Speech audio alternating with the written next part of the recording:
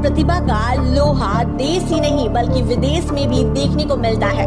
पर इस बार बेगूसराय के एक छात्र ने वो कमाल कर दिया जिसमें देश विदेश के लाखों बग हंटर भौचक्के रह गए। आपको बताते चले कि वर्तमान समय में गूगल बाबा के नाम से चर्चित और आम आदमी को इंटरनेट मीडिया के माध्यम से हर जानकारी उपलब्ध कराने वाली सर्च इंजन गूगल की कमियों को उजागर किया है। गूगल की इन कमियों से गूगल भी सेफ नहीं रह सकता था। इस बात को पता लगाने के वाले बेगूसराय के छात्र ने अपने रिसर्च के दौरान इन गूगल कंपनी के इन गलतियों को सामने लाया। आपको बताते चले कि उक्त छात्र IIT सेकेंड ईयर का छात्र है और मुख्य रूप से बेगूसराय के निवासी है। इस वक्त गूगल दुनिया का सबसे बड़ा सर्च इंजन गूगल है, लेकिन गूगल में भी कई तकनीकी खामियां हैं जिसका हमें अंदाजा नहीं है। पर बेगूसराय के इस छात्र ने इस गलतियों को ढूंढकर गूगल को भी सोचने पर विवश कर दिया।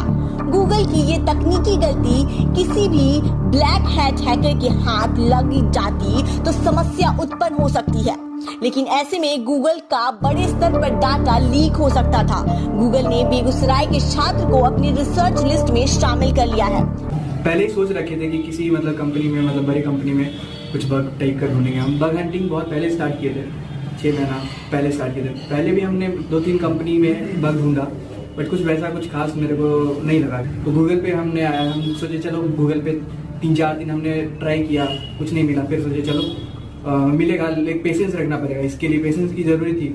तो फिर भी हम लगे रहे। फिर जब करते आगे बढ़े तो फिर पता चला कि फिर हम जब रात में ही मैंने ट्राई किया, जो ट्राई कर रहा था वो एग्जीक्यूट हो गया था। फिर पता चला कि चलो ये लग रहा है कि कुछ बग टाइप का मेरे को मिला है इसमें। तो फिर हमने अपने भैया को जिनसे हम कनेक्ट, जो हमें गाइड कर रहे हैं, उन्हें भेजा। तो बोले नहीं है, लग रहा है कि हाँ बग टाइप का है, इसे गूगल को रिपोर्ट करो। तो हमने गूगल को रिपोर्ट किया, तो 2-3 दिन बाद वो भी एक्सेप्ट हो गया।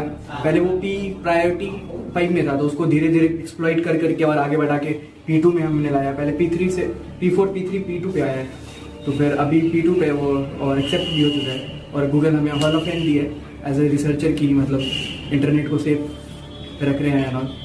तो मेरा बहुत पुराना था कि हाँ कभी ना कभी गूगल में तो जरूर ढूंढना है बग। इतना जल्दी होगा और कब होगा ये पता नहीं था। और आगे मुझे भी फायदा मिलेगा कि मेरा as a name researcher company में डाली, और फर्दर मैं कोई भी कंपनी में जाऊँ तो उससे मेरे को भी बेनिफिट मिलेगी। या मैं गूगल में भी जॉब लेना चाहूँ तो मुझे भी कुछ बेनिफिट मिलेगी इस चीज़ से। वर्तमान में क्या कर रहे हो? अभी मैं IIT मणिपुर का स्टूडेंट हूँ, CSE, और अभी CSE सेकेंड ईयर में पढ़ रहा हूँ। और साइड से मैं साइबर सिक्योरिटी और एथिकल हैकिंग पढ़ रहा हूँ। आपको बता दें कि बेगूसराय का ये छात्र IIT मणिपुर से बीटेक सेकेंड ईयर का छात्र है। बेगूसराय शहर के मुंगेलीगंज के रहने वाले राकेश चौधरी के पुत्र ऋतुराज बचपन से ही बग हैकर बनना चाहता था। दरअसल ऋतुराज चौधरी लंबे समय से साइबर सिक्योरिटी पर शोध कर रहे हैं। वो बचपन से ही इस क्षेत्र में कुछ खास करना चाहता था।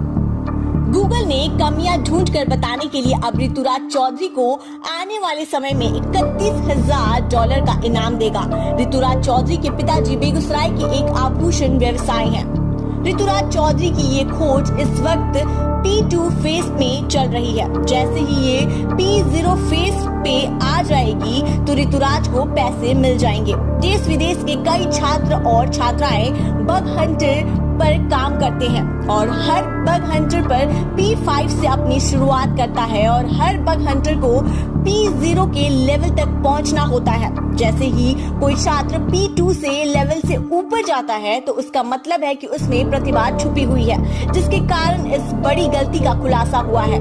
इसके बाद उस छात्र को टीम दे दी जाती है ताकि वो P2 से P0 तक पहुंच पाए। यदि गूगल इस तरह की खामियां नहीं हटाएगा तो अनेकों प्रकार के ब्लैक हैट हैकर्स उनका हैक कर लेंगे और जरूरी डेटा को भी लीक कर देंगे, जिसके चलते कंपनी को बड़ा नुकसान हो सकता है।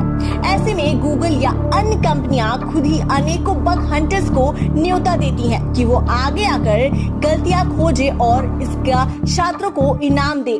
ऋतुराज की इस कामयाबी पे न सिर्फ परिवार बल्कि दोस्त और रिश्तेदार उसे बधाई दे रहे हैं। इस संबंध में ऋतुराज के पिता बताते हैं कि ऋतुराज बचपन से ही चंचल प्रवृत्ति का था और इसकी दिलचस्पी पढ़ाई लिखाई में बिल्कुल भी नहीं थी। इसके बेहतर भविष्य के लिए पिता ने उसे पढ़ने के लिए कोटा भेजा था, जहां भी वो 2 साल तक कामयाबी नहीं हो पाया था। कोटा का जो सबसे टॉप मोस्ट स्कूल है सीपी गुरुकुल, उसमें मैंने इसको कैद करके रखा। उस सारे कैंपस में ही इसका सारा रहना खाना पीना सबका व्यवस्था रहता था। यहाँ घर पे ये पढ़ाई एकदम नहीं करता था, मेरा मन विचलित रहता था। तो बोला कि नहीं पापा 1 साल और हमको समय दीजिए, 1 साल में आपको हम दिखा देते हैं। तो 1 साल में फिर मेंस का वो एग्ज़ाम दिया। मेंस में अच्छा नंबर आया। इसको CS लेना था, NIT कॉलेज में भी हो रहा था, मगर ये बोला कि नहीं हम IIT मणिपुर से ही पढ़ेंगे, हम वहीं एडमिशन। साइड से बोला कि नहीं पापा हम साइबर सिक्योरिटी का कोर्स लेंगे। हम कहे ले लो, अगर इंटरेस्ट उसमें है तो ले लो। और इस पे रात दिन मेहनत करते करते यहाँ तक पहुँचा है।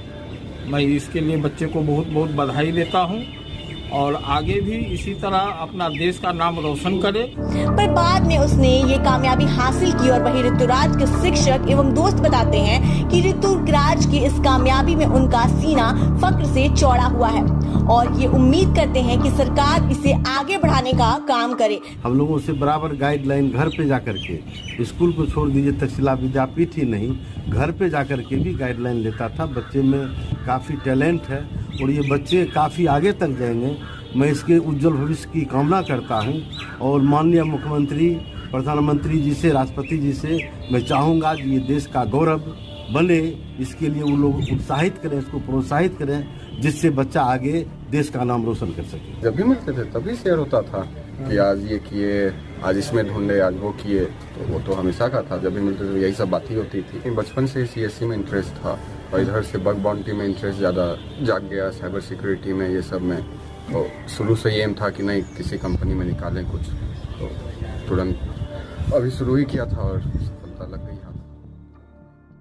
फिलहाल इसकी कामयाबी पर बधाई देने का तांता लगा हुआ है और ऋतुराज बताते हैं कि वो साइबर सिक्योरिटी के क्षेत्र में बेहतर करना चाहते हैं।